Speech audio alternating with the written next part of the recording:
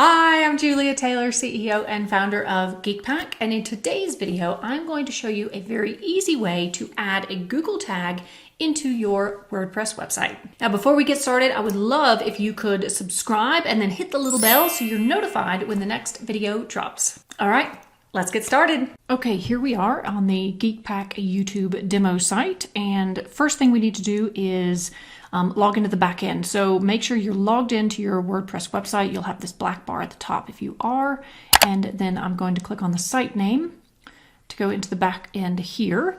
First thing we need to do is install a plugin. So I'm going to come down here and click on plugins, and I'm going to add new. And the plugin we want is insert header footer. Insert headers and footers. This is the one that we want to install. So I'm going to click on install now. And then I will click on activate. Excellent. Now to find that, we are going to come down here on the left to settings. And there we have insert headers and footers. Now, one thing that's really important to note here is that this video, I'm not showing you how to set up Google Analytics. So you need to have Google Analytics already set up. What we're doing here is I'm showing you how to install your Google tag on your WordPress website. So you want to make sure that you have that ready to go. For this step, we're going to paste our Google tag right here into the header. Okay, so I will paste that in, and there we have it. We've got our Google tag there in the header, and we want to save that. So scroll down, click on save.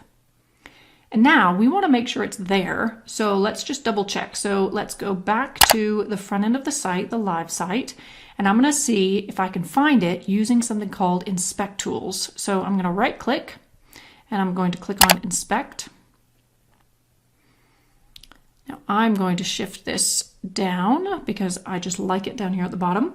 And then I'm going to scroll up, and I'm looking for it in the head. So we just added it to the header. So I'm going to click on the drop down arrow to give myself some more space. And then here we go, script, Google Tag Manager. So there we go. That is now in, and it is working correctly. There we go. Quick, easy, and pain-free. I hope you found that useful. And if you are looking for what to watch next, why don't you check out my YouTube video on how to embed a Google map into your WordPress website.